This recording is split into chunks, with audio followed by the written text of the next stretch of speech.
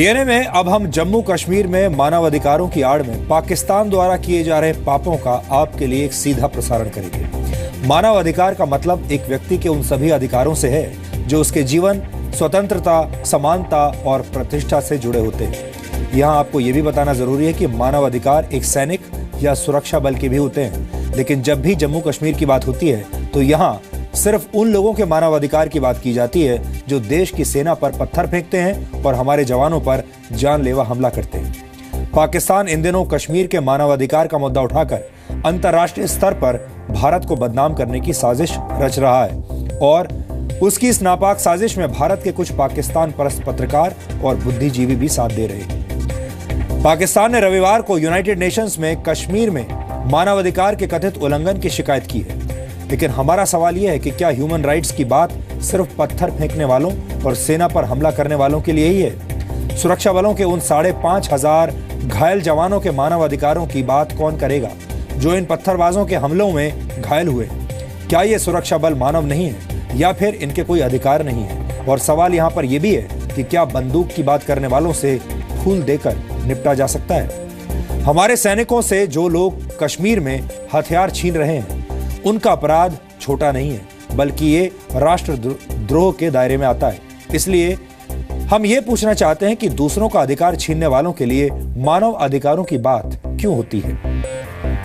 Human rights की आड़ में पाकिस्तान कैसे कश्मीर में आतंक फैला रहा है, अब हम आपको बताएंगे। जम्मू कश्मीर के पुंछ में पिछले 38 घंटों से आतंकवादियों के साथ मुठभेड़ चल रही है। इस मुठभेड़ में अब तक सुरक्षा बलों ने 4 आतंकवादियों को मार गिराया है। इसी दौरान यहां एक घर में फंसे एक बुजुर्ग दंपत्ति को भी सेना के जवानों ने बचाया, लेकिन ये बात शायद कोई कर नहीं रहा, क्योंकि ये हमारे देश की मीडिया का दोहरा चरित्र है कि इस तरह की खबरें सामने नहीं आती। पुंछ के अलावा पाकिस्तान की तरफ से भेजे गए आतंकियों ने कश्मीर में 3 और जगहों पर घुसपैठ की कोशिश की, जिसे हमारे सुरक्षा बलों ने नाकाम किया है। उत्तरी कश्मीर के नौगाम सेक्टर में घुसपैठ की कोशिश कर रहे 4 आतंकियों को सेना ने मार गिराया।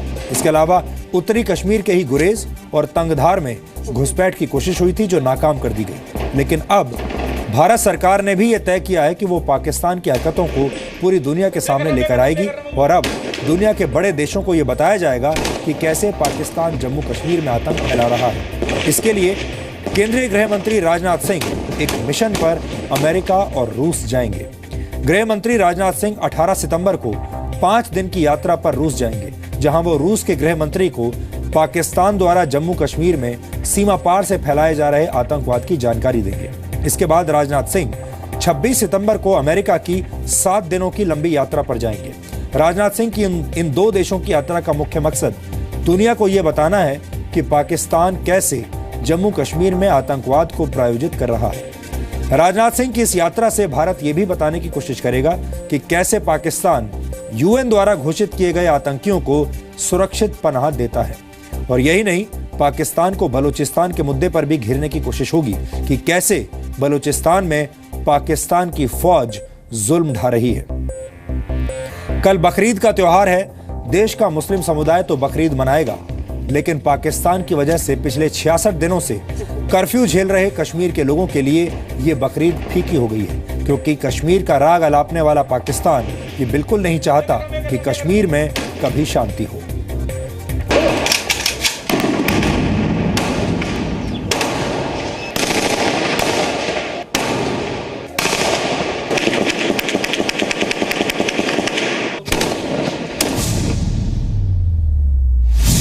कि भाई कल हमारा मुतबर्रक ईद उल अज़हा का दिन है।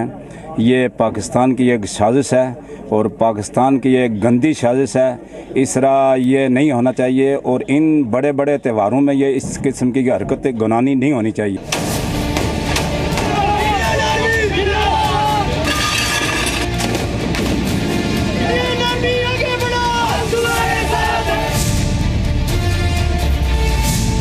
मिलिटेंट्स जो हैं वो इनको या तो पुलिस फौज के हवाला करना चाहिए या मार देना चाहिए।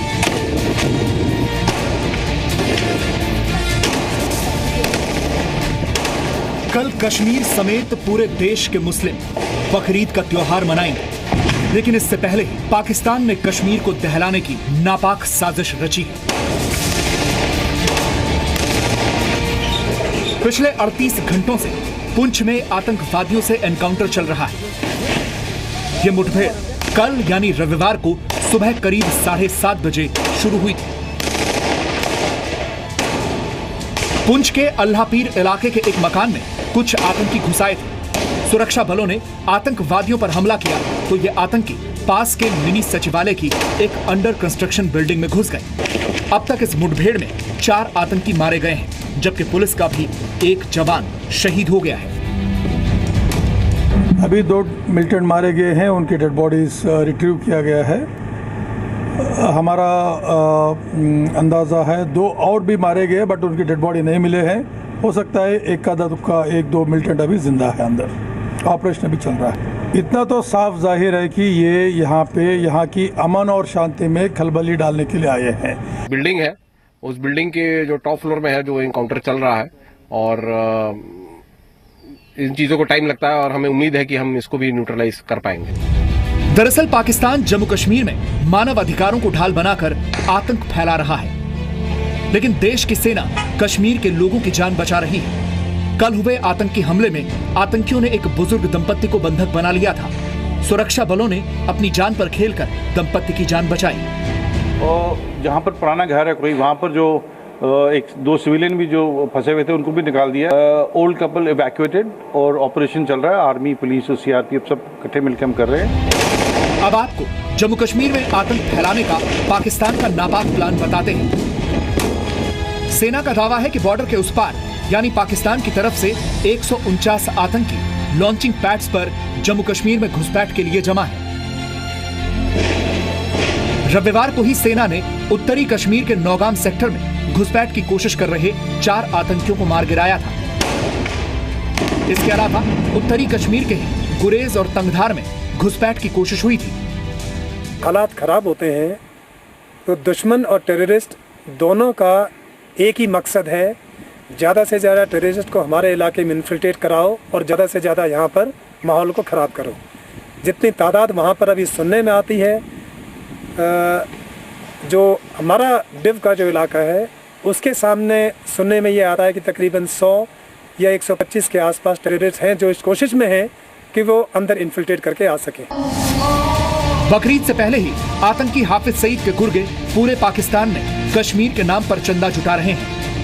पाकिस्तान के शहरों में, गांवों में, चौक चौराहों पर, मस्जिदों के आसपास आतंकी हाफिज सईद के गुर्गे भारत के खिलाफ जिहाद के लिए चंदा जुटा रहे हैं या कहें भीख मांग रहे हैं। भीख में पैसा, भीख में जानवर, भीख में कुर्बानी। आतंकी हाफिज सईद को बकरीद पर पाकिस्तान से यही सब चाहिए। आतंकी हाफिज सईद ने इस बार बकरीद पर करीब 4000 करोड़ रुपए का चंदा जुटाने का लक्ष्य रखा है। इतनी बड़ी रकम इकट्ठा करने के लिए उसने कश्मीर का कार्ड खेला है। वो पाकिस्तान के लोगों को कश्मीर का वास्ता देकर पैसे ऐंठना चाहता है, जबकि उसका असली मकसद कश्मीर में आतंक फैलाना है। पाकिस्तान हो, अलगाववादी हो, आतंकवादी हो, ये जम्मू कश्मीर के लोगों के सबसे बड़े दुश्मन हैं। ये मुसलमानों के दुश्मन है ही हैं, ये इंसानियत के बहुत बड़े दुश्मन हैं। और मैं चाहता हूं कि जम्मू कश्मीर सरकार और केंद्र सरकार मिलकर आतंक विरोधी अभियानों को सख्ती के साथ हम डील करें, और खासकर जो कश्मीर घाटी के अंदर अलगाववादी हैं उनके खिलाफ भी हमको कड़ी कार्रवाई करनी पड़ेगी। पाकिस्तान की बहुत बड़े पैमाने पर कोशिश है कि कश्मीर में स्थिति को सुधरने ना दिया जाए। इसको मद्देनजर रखते हुए बहुत बड़े पैमाने पर वो इन्फिल्ट्रेशन की कोशिश कर रहे हैं। इस बीच कश्मीर में 66वें दिन भी कर्फ्यू जारी रहा। पाकिस्तान की नापाक साजिश की वजह से कश्मीरियों के लिए इस बार की बकरीद फीकी रहेगी, लेकिन अब कश्मीर के उन युवाओं के लिए भी सोचने का वक्त आ गया है जो पाकिस्तान और अलगाववादियों के इशारे पर सुरक्षा बलों पर पत्थर फेंक रहे हैं, क्योंकि देश के सैनिकों पर हमला करने वालों से फूल देकर तो निपटा नहीं जाएगा। ब्यूरो रिपोर्ट, जी मीडिया।